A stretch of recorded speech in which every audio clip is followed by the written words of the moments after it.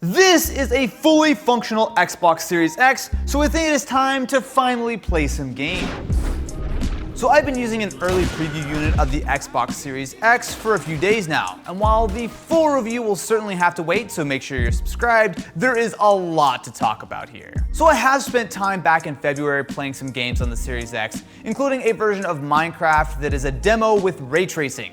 Now, ray tracing is of course one of the features on both the Series X and the PS5, and while this particular gameplay is certainly very much a beta, we don't actually know if it will ever ship, but if you look at something like Minecraft for RTX, you can see that there's a ton of potential here. We've also seen Gears 5 running at above Ultra PC spec at 4K 60 on the Series X, and a number of different gameplay trailers and bits and pieces that hopefully will be shipping before the end of the year, or the end of next year, or just at some point in our lives. However, today I have a handful of games that I can actually play today that are fully functional on the Series X. So let's take a look, because there's definitely some very interesting things here. So first of all, I have Forza Horizon 3. So this is a game that came out back for the Xbox One, and it subsequently did get a patch for the One X, so it's running in full 4K. But if I want, I can hop out to go into a game like Gears of War. This is an original Xbox 360 game from all the way back in 2006. And because it does have not only the Xbox One X patch, which means that it's going to run at a higher resolution, but as you can see, the performance is absolutely flawless. One of the nice things about this is that no matter what you want to play, you essentially can play it on the Series X. So of course, all Series S and X games are compatible, the vast majority of Xbox One games are compatible, and you also have 360 games as well as original Xbox games. If you could play it on an older Xbox, pretty much everything can be played. Okay, let me rephrase. You can't play everything, but you can play the vast majority of Xbox titles that have ever been made on the Series X. All the good ones.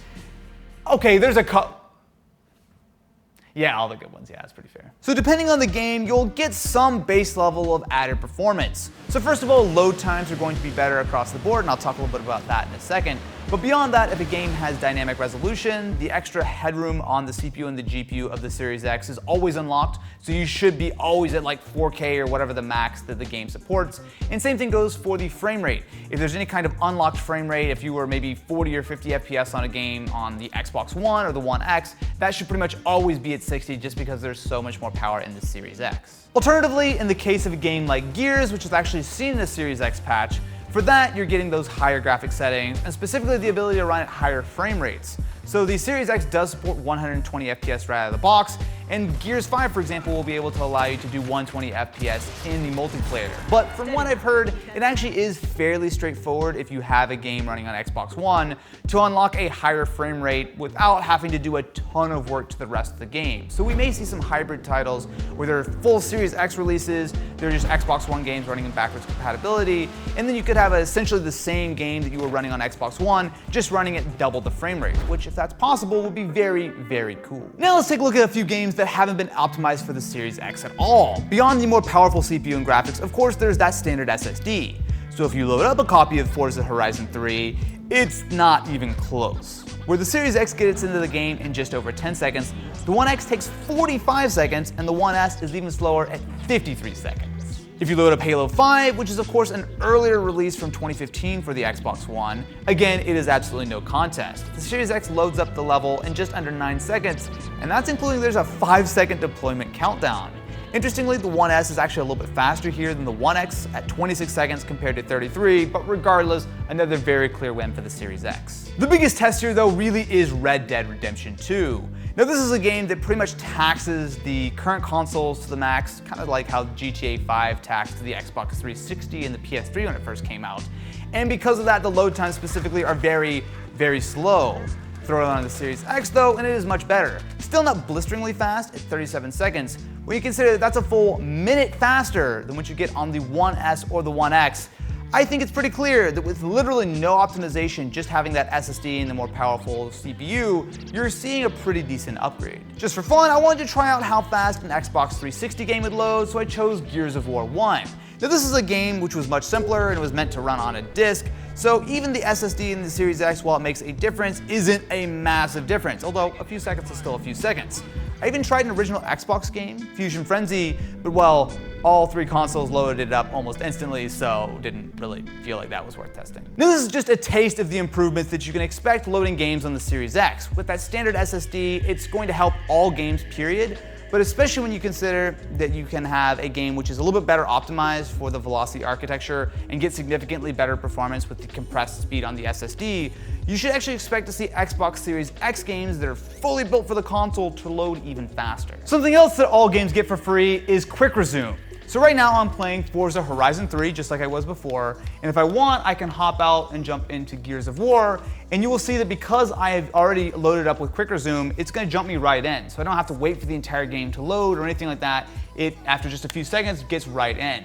So one of the nice things about, as I die, Quick Resume, is that it actually will load multiple games at the same time. So now I'll go ahead and jump in. You can see the little Quick Resume little icon show up. I can jump into Red Dead 2. So this is not infinite. You can't just load every single game of all time. You can load more older games because they take up less memory, because essentially this is all just being loaded off of the SSD. So you can see I'm playing Red Dead. Oh, you know what? I'm done with Red Dead. I'm gonna jump into Fusion Frenzy. And even though this is an original Xbox game, it is still supported here. If you give it just a second, I will be right in the middle of the game where I left off. So Quick Resume is something that is still being tweaked and optimized, but as you can see right now, I can jump between 4 or 5 games really easily, and it's all completely seamless. You don't have to think about it. You can turn it off if you want for some reason, and you can still quit the game if you want to get out of it and start afresh, but it's nice to have this pretty much just always running in the background. I feel like that's one of the things that this next generation of consoles is really going to provide, as a sense of fluidity. Things just happen really fast. You don't have to sit around and wait for 3 minutes for your game to load, moving back and forth between them. Everything is just gonna happen much quicker. We're gonna get used to it really quick. So technically, this is not final hardware for the Xbox Series X. However, considering that it works and it is fully functional, we're just gonna say that it's close enough for right now. Oops, that's not supposed to be here. We're just gonna censor this. This doesn't exist. Let's take a little bit of a closer look at. So first of all, it is dense. So I actually don't know how much it weighs, but it is, it's not light. The Series X is 4.4 kilos, or in freedom units, 9 pounds, 13 ounces. It's like a baby, a big, heavy baby. So you'll see that it is significantly thicker, but when you actually look at it, it doesn't actually take up that much more space. It's more just sort of the footprint than anything else. So I can confirm that the Series X is in fact the thickest Xbox of all time. So if we take a quick look around the Series X, you'll see that it is very similar to that dummy model that we unboxed a little while ago. So we have our Blu-ray drive up front, as well as our console pair button, a USB-A port, as well as the power button. Nothing on the sides. However, if you come around back, you'll see we have our 2 more USB-A ports for a total of 3, Ethernet, the figure 8 power cable, the expansion module, which is where you will plug in the memory cards or the storage, whatever, the memory cards, and you also have HDMI 2.1 out. So interestingly, you can see that there's definitely some sort of grills on the bottom as well as on the side. And just like we showed in our teardown, all of that heat is pulled up through the top and exhausted through the fan on top, where of course this little dish is not an LED unlike what it looks like in all the videos. And then there's the controller. So at first glance, the Series X controller looks identical to the Xbox One. However, it's been pretty much tweaked and tuned in basically all areas. So the shape is now slightly different to accommodate different sizes of hands. You have a new textured finish, you have an upgraded D-pad, better latency, you also have a share button. But if you want to know more about the controller, check out the video we did over on our second channel, This Is, where we go much more in depth on the various different controllers that you can use on the Xbox and whatnot. And make sure to stay tuned to the channel here, because there's a lot more to talk about with the Xboxes and the PlayStations over the next couple months. You're subscribed, right?